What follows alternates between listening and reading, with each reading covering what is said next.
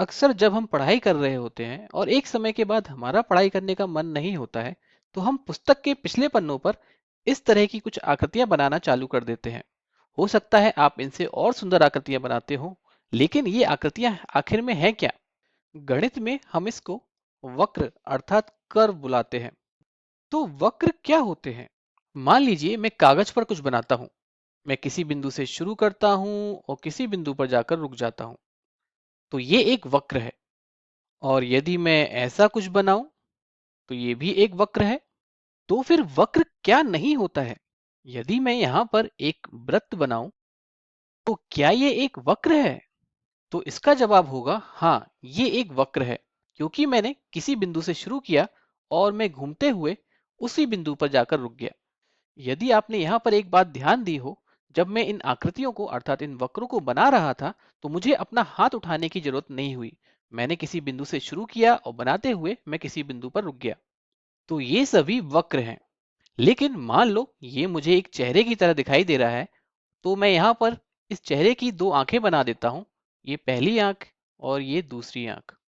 तो आपने यहाँ देखा, इस चेहरे को बनाते समय मुझे जब इसकी आंख बनानी पड़ी तो मुझे अपना हाथ उठाना पड़ा। तो ये एक वक्र नहीं है, क्योंकि इस आकृति में एक बिंदु से किसी दूसरे बिंदु तक जाने के लिए हमें अपना हाथ उठाना पड़ रहा है। अर्थात यहाँ पर एक गैप अर्थात अंतर है, इसलिए यह एक वक्र नहीं है। अब यदि मैं इस आकृति से इस अंतर को किसी तरह हटा देता हूँ, मान लीजिए मैं यहाँ पर एक चश्मा बना देता हूँ, कुछ इस तरह। अब आप देखेंगे कि इस आकृति में किसी एक बिंदु से किसी दूसरे बिंदु तक जाने के लिए मुझे अपना हाथ नहीं उठाना पड़ता है। तो इसका मतलब ये हुआ कि यह आकृति कॉन्टिन्यूअस अर्थात निरंतर है, और इसीलिए अब ये एक वक्र है। आइए अब हम आगे बढ़ते हैं। मान लीजिए मैं यहाँ पर एक रेखाखंड बनाता हूँ और मैं आपसे पूछूं, क्या यह रेखाखंड एक वक्र है? तो आप क्या जवाब देंगे? जरा इस प्रश्न पर विचार कीजिए। हम अपने दैनिक जीवन में अक्सर ये कहते हैं कि रास्ता या तो स्ट्रेट अर्थात सीधा होता है या फिर कर्व्ड अर्थात वक्रीय होता है। यहाँ पर वक्री से तात्पर्य टेढ़े मेढ़े से है। लेकिन गणित में इसका मतलब कुछ और होता है। यदि आप किसी बिंदु से शुरू करते हैं और किसी बिंदु तक पहुंचते हैं, और जब तक कि यहाँ पर कोई गैप अर्थात अंतर ना हो, तो जो भी आपने बनाया है वह एक कर्व अर्थात वक्र है। तो क्या यह सीधा रेखाखंड एक वक्र है? तो इसका उत्तर है हाँ, यह एक वक्र है। हालांकि हम इसे बोलचाल की भाषा में वक्र नहीं कहते हैं। तो आप यहाँ देख सकते हैं कि गणित में कुछ शब्दों का अर्थ बोलचाल की भाषा में उपयोग में लाए जाने वाले शब्दों के अर्थ से अलग होता है। तो हमने अभी यहाँ पर कहा कि यह एक रेखाखंड वक्र है। तो यदि मैं यहाँ पर दो रेखाखंड बनाऊं, कुछ इस तरह, ये पहला रेखाखंड है और दूसरा रेखाखंड मैं कुछ इस तरह बनाता हूं, तो क्या अभी ये वक्र है? यहाँ पर मैंने किनारों को चिन्हित करने के लिए ये बिंदु बनाए हैं। हम इसको इस प्रकार भी बना सकते हैं। तो क्या ये वक्र है? तो इसका जवाब है हाँ, ये दोनों ही वक्र हैं। और यदि मैं यहाँ पर इसको इससे जोड़ देता हूँ कुछ इस तरह, तो क्या अब ये वक्र है? तो इसका जवाब है हाँ, यह एक वक्र है, क्योंकि मैंने इसको बनाना कहीं से शुरू किया और इन रेखाओं के बीच कोई भी गैप अर्थात अंतर नहीं आया है, इसलिए यह एक वक्र है। और मैं यहाँ पर इससे भी बड़ी आकृति बना सकता हूँ। मान लीजिए मैं यहाँ पर पतंग जैसी कुछ आकृति बना रहा हूँ, तो ये भी एक वक्र है। तो क्योंकि मैंने यहाँ पर वक्र शब्द का उपयोग किया है, तो कुछ लोग समझते हैं कि इसका मतलब है ऐसा कुछ टेढ़ा मेढ़ा, एक सीधी रेखा नहीं।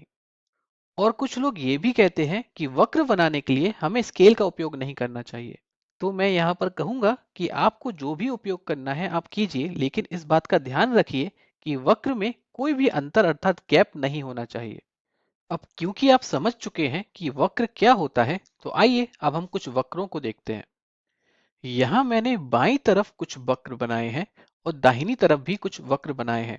तो मैं चाहूंगा कि आप इस वीडियो को रोकें और इस पर विचार करें कि इन दोनों में क्या अंतर है। यदि आपने इन दोनों में अंतर देखा है, तो आपने एक बात गौर की होगी, जब हम इन वक्रों को बनाते हैं तो हम बनाते समय उसी बिंदु से दोबारा गुजरते हैं। जैसे कि यहाँ पर हम इस बिंदु से दोबारा गुजर रहे हैं, अर्थात यहाँ पर एक क्रॉसिंग या फिर कहें कि एक चौराहा है, जो इन वक्रों में देखने को नहीं मिलता है। आप इसी प्रकार यहाँ पर भी क्रॉसिंग देख सकते हैं, यहाँ पर भी एक चौराहा देख सकते हैं। और यहाँ पर कहाँ क्रॉसिंग है?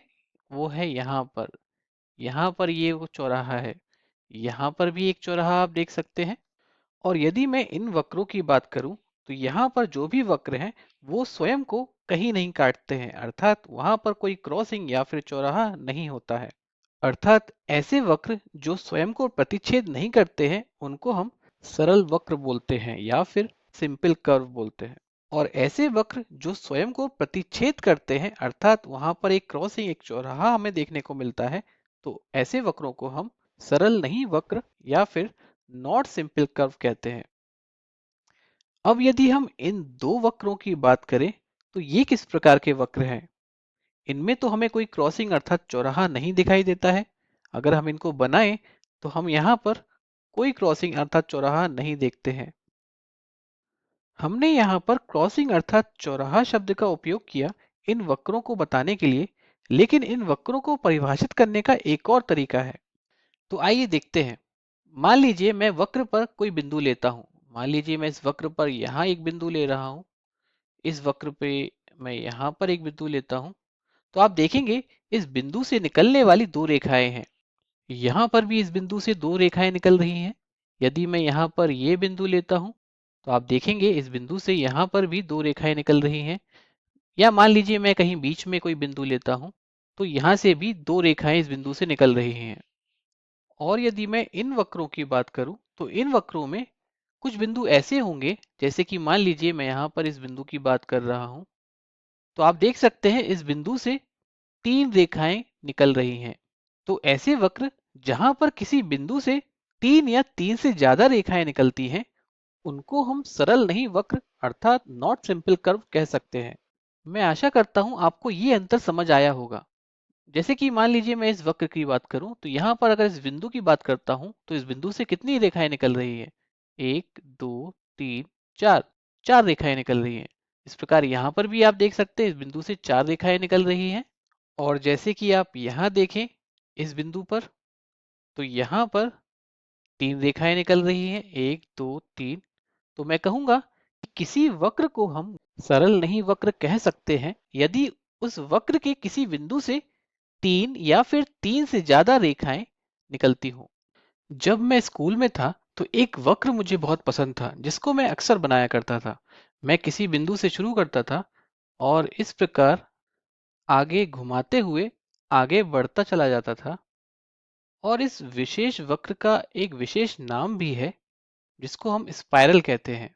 तो मेरा प्रश्न आप सभी लोगों से ये है कि ये स्पाइरल क्या एक वक्र है? और यदि हाँ ये वक्र है तो ये कौन सा वक्र है?